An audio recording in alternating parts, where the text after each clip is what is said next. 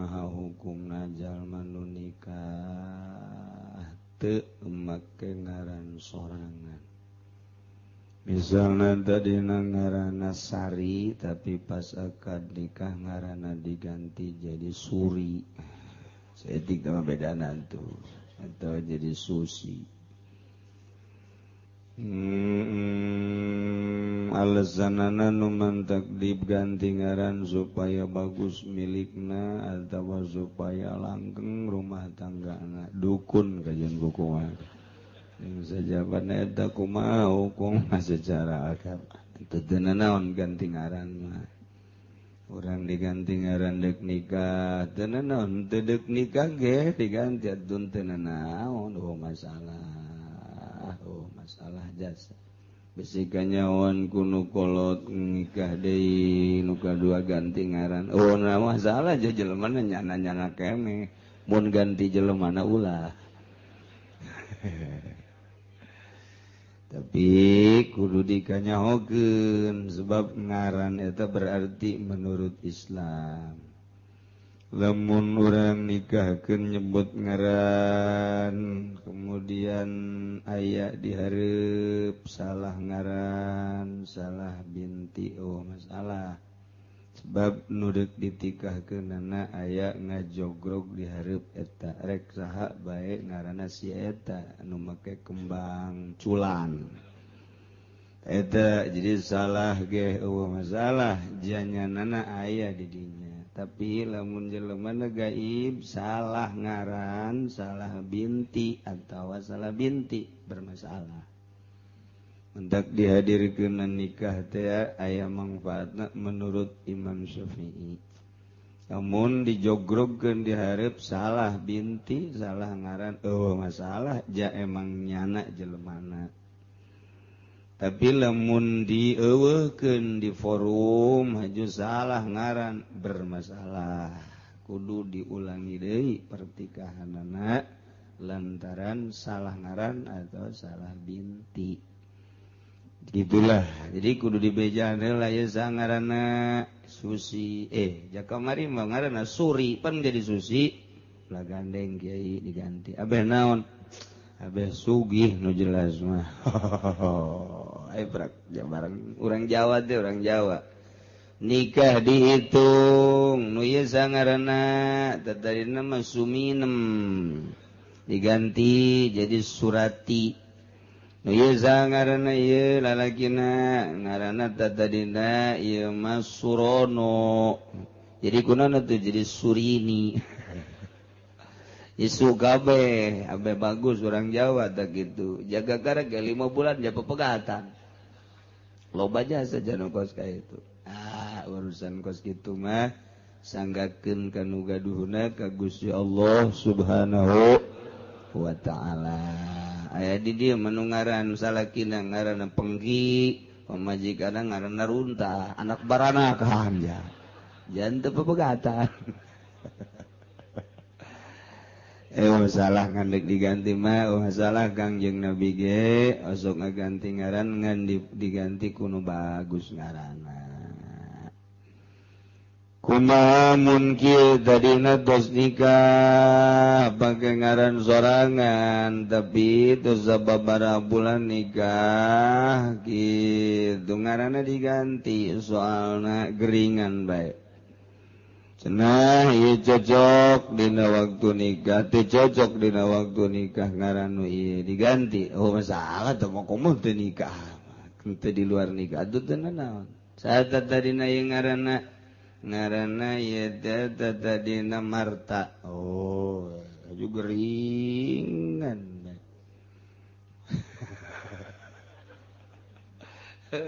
Ganti geringan bae teh ka dukun. Cek dukun ganti ngaranna abeh sehat baik. Alhamdulillah kuari diganti ngaranna jadi Bakru. Aju dagang nyana teh macet. Dagang naon bae di modalan macet bae bebe jadi ka dukun. Ieu jang macet bae. Ngaran nu keur ieu sa Marta. Kuari Bakrun. Hijikeun Marta Bakrun. Dagangna naon martabak atuh.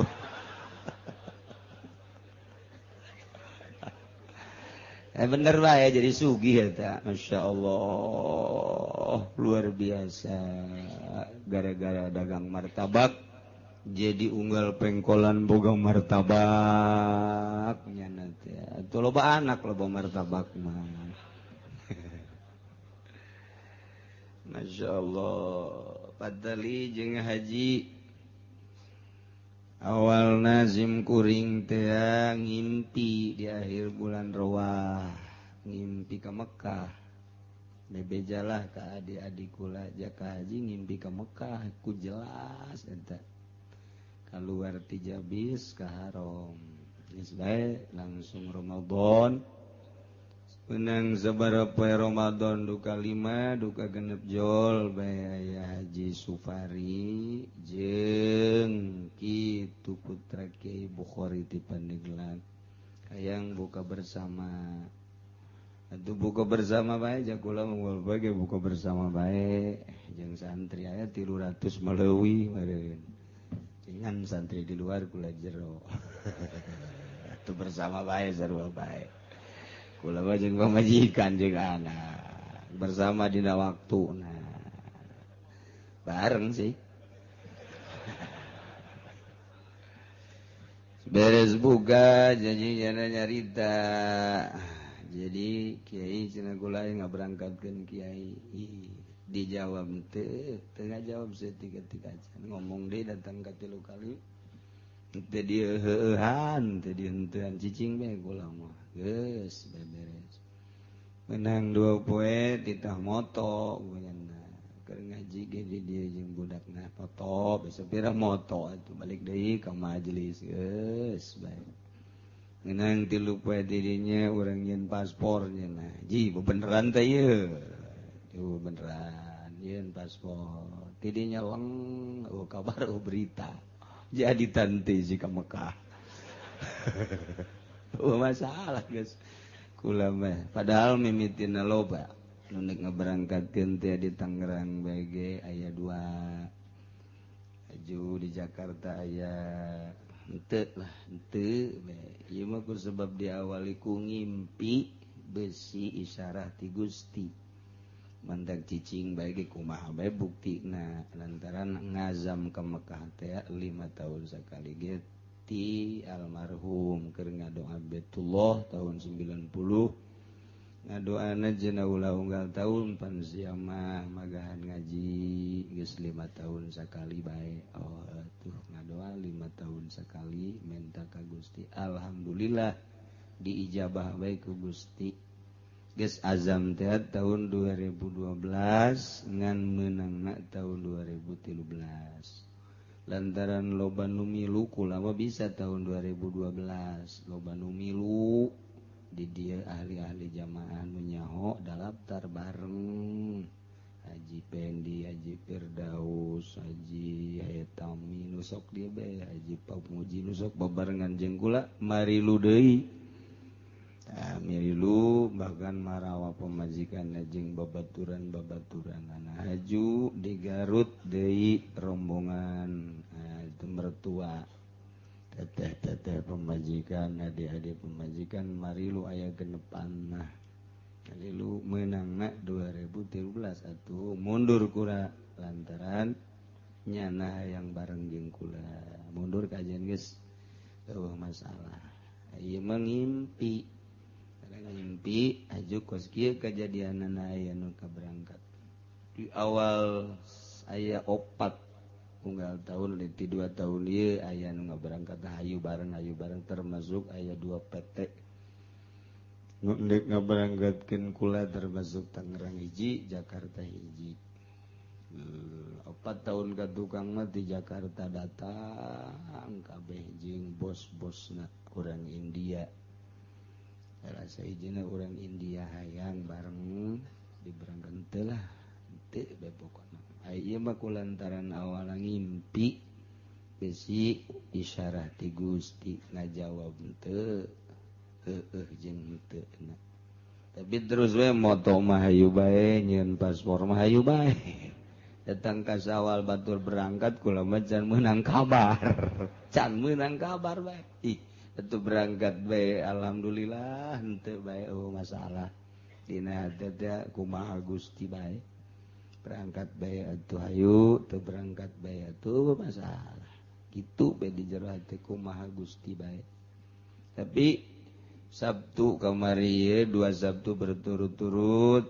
manasik ji manasik mah kudu berangkat ja manasik Sabtu kedua dibere tas tapi jangan dibere surat paspor ke naon teu suntik henteu ditawaran dek suntik moal lah moal disuntik coba ke Mekah teh disuntik bisa teh henteu teh disuntik geus beres batur geus ka marga berangkat kula mah nanyakeun henteu naon dengan nya bae ngalaporkeun can meunang pisa terus batur berangkat deui kula mah di bejaan deui can meunang batur berangkat deui geus ngaberangkatkeun sabaraha urang bawa kula mah mentak ditaranya ku dulur-dulur boh ti mertua boh ti dieu boh ti rekan-rekan atuh aing can aya kumaha engke bae tapi kamari keputusan alhamdulillah geus aya 70%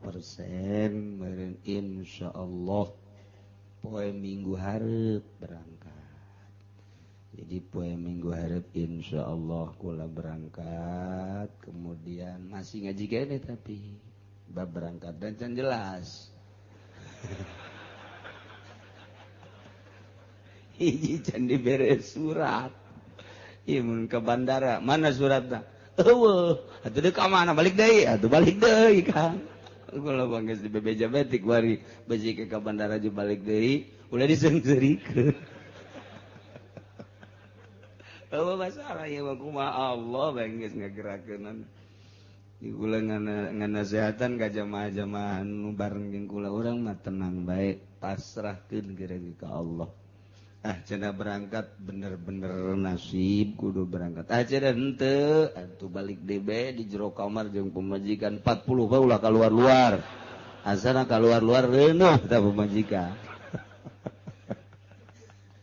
pas kitu dongengna jadi hari ngomong manggeus Minggu hareup jamna encan jelas aju surat nage encan ngan dek dibatalkeun ulah cak ituna nanti akan ditandatangani berarti geus aya tanda-tanda bakal berangkat jeung geus diterima geus aya di meja penandatangan pisa anina mah di luar bae ku ari geus tadina dihandap bae ku ari geus ka luhur meja tinggal nanda tangan doang mun nyanda teu paeh ka tanda tangan tah masyaallah nya eta barang kula nyaho horeng lalakon haji teh muringkak bulu teh tadi nama teu pati nyaho barang asup ka dieu sok dibere beja horenganan kos kitu nya masyaallah kuari jadi kuari teh atuh anu bisa nyogok gede berangkat anu teu nyogok mah kadang-kadang teu berangkat mentek bebeja ka dieu nu boga PT uswah hasanah kiai mun nyogok ieu berangkat tapi mun teu nyogok ditandatangani cepet mun teu nyogok ieu wallahu alam maning wallahu alam ji pan cenah kiai kumaha kajeun coba yang nyaho ulah nyogok coba lantaran jamaah 170 jeung anu babaturan aya 400 plus keneh saurangna mun nyogok teh minimal 5 juta minimal nyogok teh 5 juta aya nu sampai 10 juta eta teh keputusan menteri agama na eta kos kitu jadi kali 170 jamaah berarti saeuheun mun kali 400 jamaah 2 eueuh cek urang geus pasrahkeun ka Allah ulah nyogok coba mantak rada lambat lantaran teu nyogok batur nu nyogok teu latih nyana bebeja mun ieu nyogok kuari nyogok isuk geus tanda tangan aya ulah lah cek ulah coba hayang nyaho kumaha diperket Saya nunggus nyogok 15 juta, aya nunggus 20 juta. Atau bisa gue lancar. Tapi aya nunggus nyogok 15 juta ge encan keneh bae deui. Encan keneh menta tambah deui. Jadi adu tawar kuari mata sogok menyogok teh. Alhamdulillahirabbil Na'udzubillah min. Ya haji teh kos kitu teh haji. Di Depag boro-boro di Depag pusat Depag kabupaten coba mun teu nyogok teu ceuli. Teu ceuli. Ngadenge ti calon dirjen haji teh besan abah urang Jogja rencanana tahun ieu tas sajian ieu bakal diangkat jadi dirjen haji. Nu kudu nama ayeuna ngan encan ditandatangani ku menteri. Nu mantak henteu ditandatangani cak menteri minta 500 juta. Embung dulur kula nu di Jogja turun 300 juta. Tetep kekeh embung bae. Saya mah kalau pakai nyogok enggak. Kalau enggak nyogok silahkan. Kulantaran teu nyogok nu aturan tahun ieu jadi dirjen haji, ieu tahun ieu pisan ieu nu surveinya ge nyana ka ditu. Nu utar atur di Mekah di Madinah na ge nyana segala rupa lantaran teu nyogok datang ka kuari can ditandatangani sebagai dirjen haji. Wallahu alam kadituna. Mun nyogok ayeuna keneh, mun teu nyogok henteu. Bebejalah ka kula melalui telepon awal kula ka Jogja. Cek kula jangan. Ulah geus lah apa artinya? Apa jadi dirjen kalau masih sogok penyogok? Nya cicing tadi nandek meureun. Ajun teh.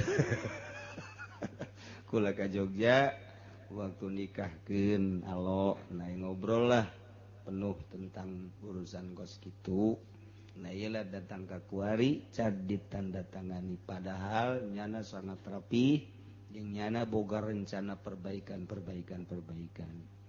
Nah, iyalah masalah haji orenganan kos itu mun urang ngobrol jeung bangsa pagawe haji arempuk babari kos masalah teh barang prak bae di lapangan bermasalah cucuk mulu gede cucukna gitu bae anu kadinya teu kena cucuk lagi hampir kena cucuk deui tah jadi maker carita orang kos kitu urusan haji teh Indonesia teh kos kitu eta cacak urusan haji komo anu lain urusan haji geus bisa dibayangkeun ku urang. Ya maker carita we kabagusan pamarentah urang teh kos kitu bagus jasa rapih jasa kemasanana pohara hebatna nu penting mah make sogokan. Tah gitulah. Jadi jang tahun hareup kuari geus dijual. Nu jang tahun hareup teh geus dijual. Jadi lamun kuari teu meuli tahun hareup hese deui. Terus ugal tahun dijual berani sabaraha. Alasan pemerintah Indonesia keur waktu kamari ieu hese lantaran cenah pemerintah Saudi na mempersulit. Tari heula ka Saudi PT teh. Ternyata orang Arab na ngomong kieu, kenapa sih dipersulit di Indonesia heran? Hebat jasa babari jasa orang di Arab. Duta tadina didengung-dengungkeun jeung diomong-omongkeun ku pemerintah Indonesia justru sulit di Arabna. Kadar itu nyana ngobrol langsung. Ternyata babari jasa malah aya potongan-potongan urang makin loba jamaah makin aya potongan babari. Bahkan nyana ngomongkeun saya sudah menawarkan ke pemerintahan Indonesia karena Indonesia terbanyak jamaahnya fasilitas buat orang Indonesia sebelum negara-negara lain Indonesia dulu ring satu nih terdekat ini sekian kunaon tidak raek nyana Arab ge godeg kepala taka orang Indonesia boloon endahan milih nu di handapeun gunung nu aki-aki mah paeh di jalan. Eta nya gideug bae urang Arab teh gideug bae masyaallah isi Indonesia cek nya otakna mafimuh cek nya. tidak punya otak. Mafimu, orang mamunmu, oh musimu meren. Orang itu boga otak, didengkul ceknya otak Indonesia mah. Orang diisin-isin ke orang Arab. Isin jasa. Nah iyalah masih keneh bisa seserian tapi menteri agama dihareupeun urang. Depag dihareupeun urang masih keneh bisa seserian seperti etalah kaayaan. Kula ngobrol teh lain jeung jelema leutik pidirjeun nu sababaraha taun jadi bendahara haji. Besan Abah almarhum teh anakna jadi di gitu bendahara haji. Selama sababaraha tahun terus sebentak aya kababarian urusan haji nyana siap budaya kesulitan tapi tahun ieu mah bingungeun nyana ge lantaran menteri agamana kos kieu entak kukulang ke diantara jamaah di dieu aya nu dipilih meureun engke deuk dijadikeun menteri lah kukulang itu diturunkeun ieu jadi menteri mun teu bisa di itu menteri pasar bae atuh sakjana babari meureunna nyonggok ge can pugu we leutik mah aduh Gusti Allah ya Indonesia eta manggis kitu bae jadi Allah nang Allah kabeh hakikat nama keur nembongkeun kabogbrokan pamarentah Indonesia kos kitu bokbrok jasa jadi urang ayeuna ulah kabawa bokbrok atuh lo kudu loba sabar kudu loba temah di saat-saat bokbrok urang kudu nemah jeung kudu sabar hilaku ummati fi yadi gulaimatin rusakna umat kaula aya di leungeun budak ngora sufaha anu barodo bongan nagara ieu dipasrahkeun ka budak ngora anu barodo kos kitu buktina cak Kangjeng Nabi lain cak kula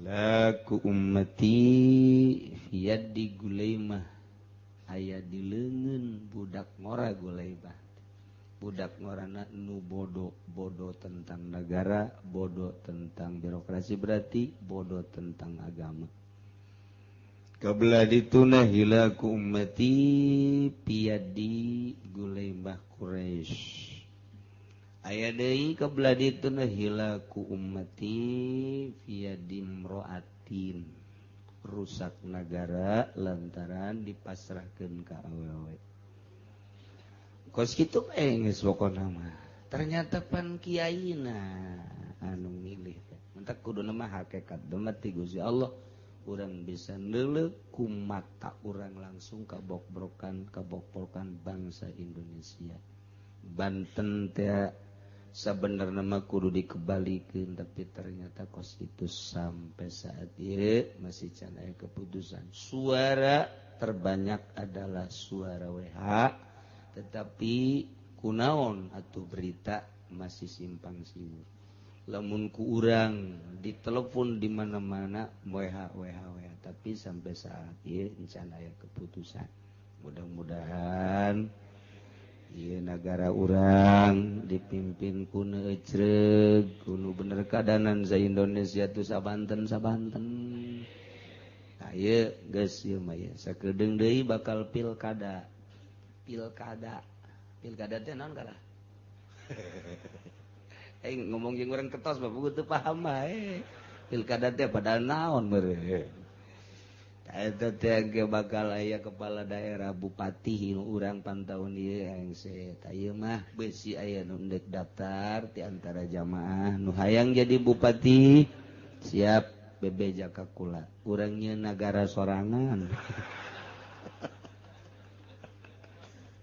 ai geus kos karari nu bakal dipintonkeunna anak Pak Ismet nu awewe bejakeun aing mah moal ngadukung salila awewe moal lalaki ge mun ti Golkar mah moal greget jasana kitu we pokona mah geus bejakeun ulah wani-wani urang Golkar ka imah geus sakitu we greget jasa ti jaban baheula kula mah ka partai Golkar teh pan cenah kiai kitu amat buat teh henteu ku ari mah leuwih jero guru aing hancur ku Golkar kawauh aing hancur ku Golkar kiai nu ku aing didambakeun hancur ku Golkar aing teh nyeri nu sabenerna mah ku tangkorak sia goblok mereunana penghancur teh kurang kumaha di Banten mun dihitungan aya 5 kiai besar hancur ku Golkar teh goblok da Golkar teh di Garut di ditu aya 2 kiai goblok da Golkar ajur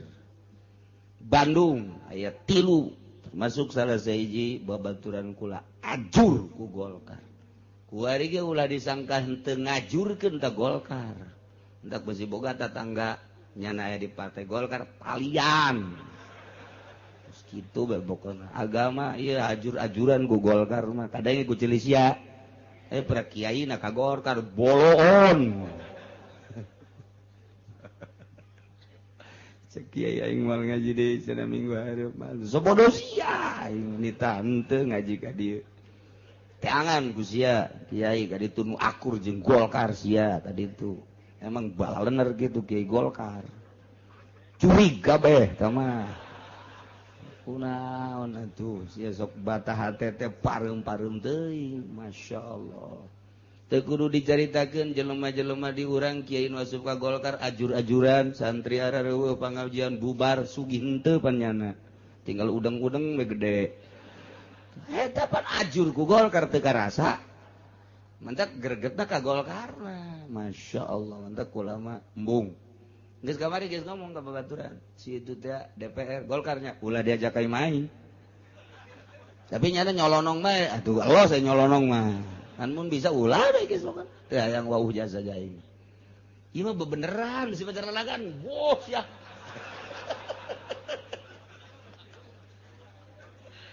aduh geus greget we pokona ka Golkar gitu baik tek mun aya calon di Golkar ulah dibawa ka ieu leuh cenah aing mah teu ngabutuhkeun ka kieu aing deui leuwih teu butuh ka sia teu butuh ka aing komo aing geus papegatan ti dieu keneh datang ka akhirat itu bae geus titik teu ngaku bae aing pokona deus sia aing teu ngaku ka sia leuwih ti heulaan aing teu ngakuna ka sia tibatan sia teu ngaku ka aing leh cenah sia mah sombong aing kajeun sombong pelebah dieu mah embung bae pokona mah sebab kiai-kiai guru-guru aing jeung kawawu aing ajur ku Golkar sedih ieu hate uta tadina aya pangajian rusak pangajian aku Golkar tadina boga santri ndeu kumaha atuh ngadoakeunana lamun geus kadahar duit Golkar we sarua jeung dikulub beuk kabeh duit Golkar ku masyaallah eta mah geus duit Golkar mah meureun seuneu jasa meureun nya seuneu jasa meureun cenah kieu ngaji ka dinya ieu perlu ieu aing mah teu neuleunan naon urut nyanana tah sabaraha kiai emang teu sedih gitu bu muridna jara di kiai kuari di Tangerang baheula didatangan ku tangkorak Golkar eta ya Pandeglang aya 2 di Tangerang aya 2 5 kabehna Serang hiji seku dicaritakeun ngaranna masyaallah pengajian gede santri na ratusan komo nu leutik mah teu kudu dicaritakeun tah mah geus paeh jasa tah mah eta mah nu gede tah mah nu 5 mah nu leutik mah tah mah wujud ka Adam kuari teh sarua jeung kamang-mang we tah mah lelempangan teh kitu aduh pan tiga sedih doang urang aduh ieu teh kiai elmuna ka mana korepna ka mana saha nu ngancurkeun Golkar mantek ke otak pikir atuh sia kunaon asup ka Golkar heran aing mah idih keur carita napak tilas baheula sarua kuari ge leuwih jahat malah leuwih bener sakali deui besi aya boga tetangga anu asup ka Golkar ulah diwauhan kalian barang si analian maka aing bae deui kita ku kiai cenah kalian ge lain jelemana kalian ge kalian pangaruhna ulah milu maksudna jahat jasa ieu kuari anu ngancur-ngancurkeun negara urang Golkar coba ge koruptor-koruptor teh anu tadi timbul di Golkar pindah doang ke partai ieu partai jelema mah atuh Golkar eta keneh Pilkada sing hade nu rapi jelema nu ngosok bake kopiah pilih asana ye ku ari geus kadanya jeung mah rake kopiah bae mancrit ujianna kopiah. Ulah konde atuh masyaallah. Jeung ulah di Golkar tersep. Ngaji naon gara ye ku ari.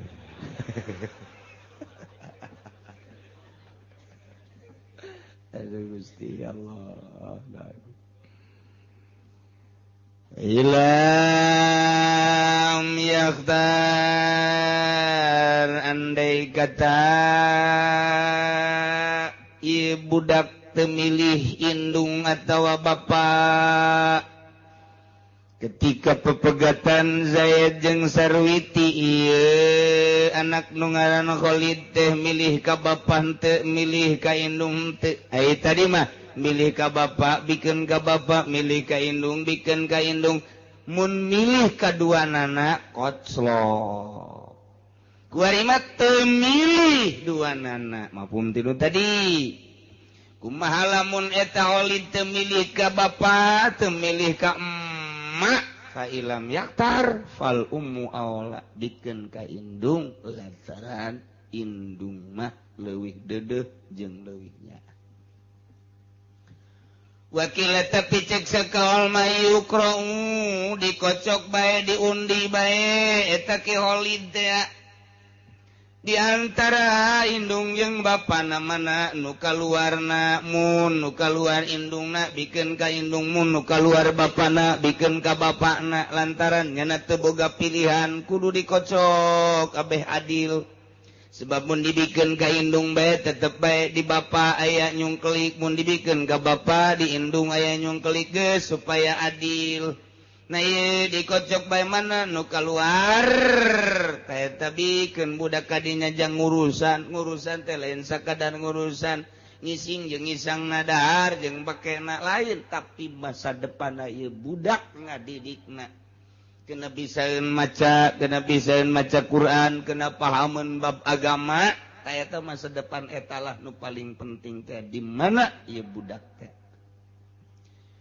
Kuari geus aya di bapa ngaran Zaid atawa di indung ngaran Sarwiti cuman walau aroda ai praktea boga maksud ahaduhuma salasai di indung bapana saparo hajatin kana ngalancong hajat boga kabutuh dek ka Singapura ieu teh boga kabutuh dek ka Malaysia boga kabutuh dek ka Surabaya sedangkeun ieu anak teh aya di bapa ta eta anak ulah diantepkeun lantaran nu dimaksud teh ieu supaya terurus kanal waladul mumayyiz wa gairuhu ma'al muqim hatta ya udah bikeun kadu mukim teu ka mana-mana datang ka balik deui.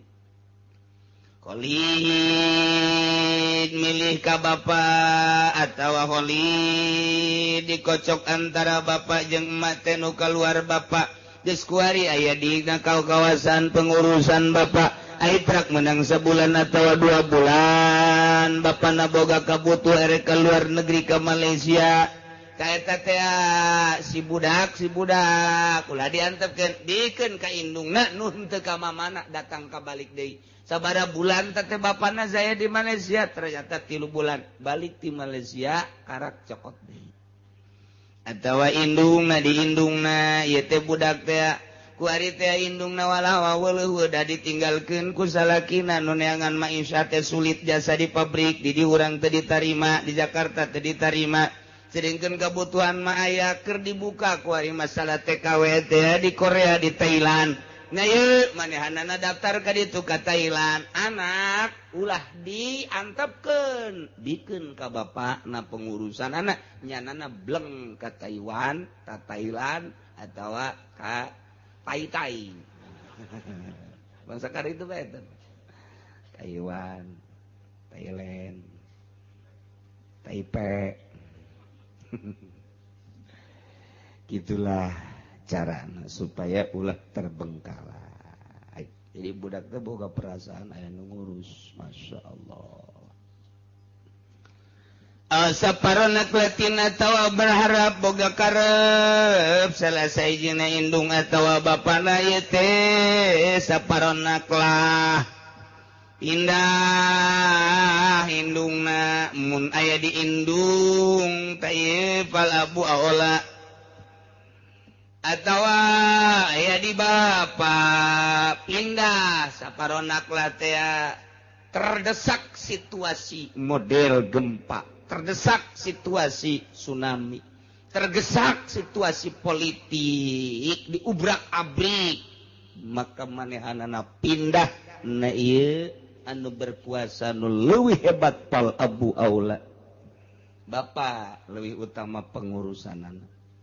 Atau memang ieu mah erek pindah mencari nafkah ye di Jawa Tengah erek ka Tangerang lantaran bejana can aya cinglu dibuka kadar ieu nyana ternyata barang datang ka dieu geus aya yayasan horeng asup teh asup dan lain cara baheula mah ditampung di pabrik teh mudah teh kudu bake mayar ieu mayar itu kuari mah geus aya uang jagoan di dinya teh kudu kabagian nu boga yayasan LSM teh atas nama lurah teh pengamanan teh dihitung-hitung kudu aya 3 juta puguh nyana deuk digawe di ditu ge teu boga duit ka dieu diperet kudu aya 3 juta masyaallah batur anu kesanganana nyana anu ngarokokna geura paeh ge coba ge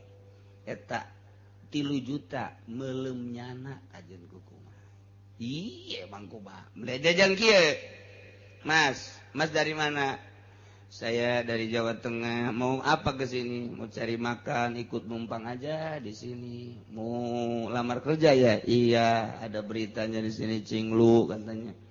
Ya udah saya bantu aja ya nih atas nama saya udah kesono dibantu barangnya nangis digawe teh neangan terima kasih amat aing dibantuan ku sia teh alamatna Waalaikumsalam ada apa Mas saya kan dulu dimasukin kerja terus ini saya sekarang udah kerja alhamdulillah kebayar kontrakan kerja udah mulai saya mah ini rasa terima kasih nih ya asem-asem juga ada jeruk nih ini apa ini yang ini kopi dilihat ya orang-orang kan katanya kopinya kapal api ini mah kapal kebakaran adanya ini udah Nggak, si unggal bulan datang deh. Saya terima kasih deh rokok. Saya terima kasih deh rokok deh. Eta halal tama kos gitu mata halal tama. Eta mah naon garang-garana syukuran tama ngaranna. Nu kos kitu teh itu engke beuki maju si ieu atuh nikmat ngadaharna. Salatna ge tentrem Allahu Akbar. Mudah-mudahan kapal kebakaran datang deui. Tuh ngeunaheun mentak ku kerna Allah mah geura-geura nikmat. Tapi lamun ditakdir ada segitu masuk, tidak ada tidak bisa. Bisa bae nyana 2 jelema, 3 jelema, 10 jelema, duitna pahit. Duitna pahit kajian kumaha ge. Eta teh moal semenit ecan, semenit 2 menit, beak. Duit kos kitu mah beda. Beak kabeh. Cok geuleuh calo. Calo bleg-bleg beak. Kos duit lurah teh deg eureun jadi lurah nu aya ge beak. Coba ge contoh lurah mana nu langgeng hartana bae heulanan. Mun kukula disebutan ti jati ka dieu harang geus warauh kabeh atuh. Terus ka belah dieu ka Kendal, terus ka belah dieu ka Teureuk ka Cikupa tuh nyaraho kabeh. Beungeut-beungeutna beungeut perang kabeh tamah tuh. Nyaraho beak kabeh.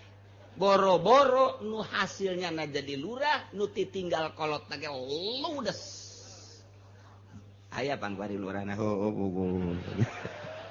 ieu nu ngaji mantan lurah kukula sok didilan we sabaraha mah loba ieu kuari hampura mantan lurah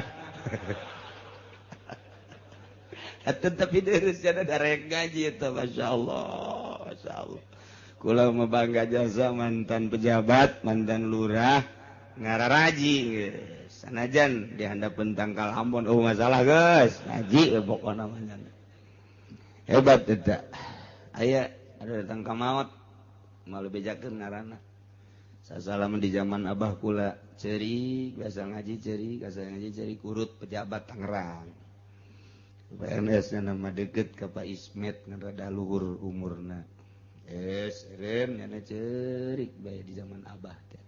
Terus be kebelah dina zaman kula ngaji-ngaji kunaon aya lebaran bebeja jakana boger zaman da eta jadi pejabat cenah kiai. Kunaon? Lah geus teu kudu caritakeun ku kumaha. Meureun bapak doang nu sajeun mah teu tai podol sero. Wamehan jakana. Kula nyebutan buat si anu mah henteu komo si eta buat si anu mah henteu eta deui rakus biasa kula pan nyarah teh ngarang-ngarang buat si eta mah henteu terada meureun nya ceri ka kuari maot tapi maotna bagus biasa masyaallah lantaran nurut kana sehat kabelah dieuna menta wiridan dibere sholawat maca sholawat dibere sholawat baca sholawat beberang penting. Alhamdulillah nyana amanat ke anakna sia dagang baelah ulah jadi pejabat cara Abah besi teu sobar cakna teu sabar naon Mbah neuleuh duit cakna kabita bae Gusti ya Allah tapi ulah suuzon kanu kuari ngajabat atuh buah henteu nu kuari mah nu baheula bae kos kitu komo nu kuari tapi henteu kabehan buahnyana nu henteu nah atuh kitu bae sih jakadeun haju meuli mobil deui ada rese tuh masalah cuma tinggal tanggung jawab masing-masing kejaga di hareupeun Allah Subhanahu wa taala. Tah, ieu pindah ka dieu. Eta teh anak kieu kumaha? Kalabu wala bisarti amni tariqihi dengan catatan aman di jalanna. Bawa wal baladil maksud jeung nagara nu dimaksud aman. Bawa anak teh.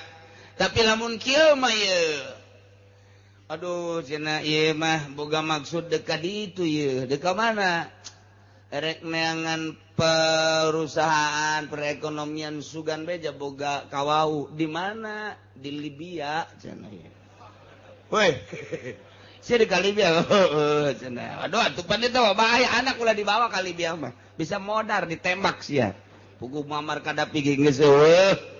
Nah, ulah tak ka negara kitu mah, ulah. Geus sebab teu aman teh mah. Baladil maksudna teu aman.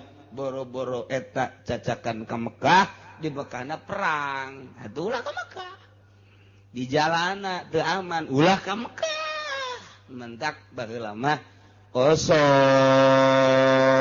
gitu ngadongengkeun rukun Islam teh hiji syahadat dua salat tilu zakat opat puasa 5 munggah haji lamun kawasa di jalana bisa anda kolot baheula mah eta kos kitu aya kos kituan tah aja lamun ditanya eta maksudna lamun kawasa di jalana mah kitu bae geus pokona mah ti guruna ge kos kitu nya ge teu ngartieun lamun aman di jalana teh teu nyahoeun nya ge emang teh dituna kitu eta mah ilmu tuturunan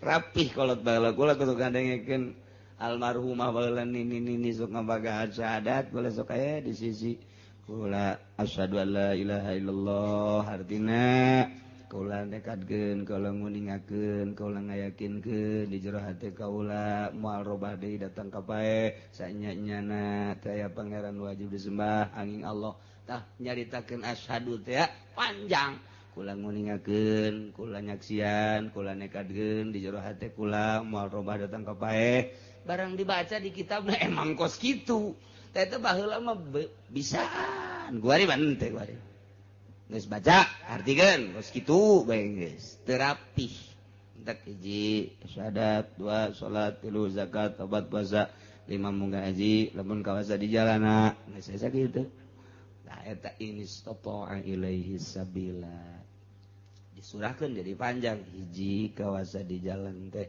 boga modalna 2 bisa nyana berangkat diukna 3 di dituna di perjalanan eueuh halanganana jang balikna deui aya jeung deui nu ditinggalkeunana aya di Mekahna gitu lungsur langsar halangan naon ta eta karak wajib tuh gitu ya insyaallah manadai bisyarti amni tariki wal baladil maksud kila wa masafatu gosin jeung cek sakaul mah kudu aya sama-sama koser deui sama-sama koser teh marhala kain anu bisa dijamak bisa dikoser jadi kira-kira minimal cak ulama 80 km komo leuwih mah eta geus kudu diperhitungkeun urusan-pengurusan anak mun berangkat sama sapatu kosri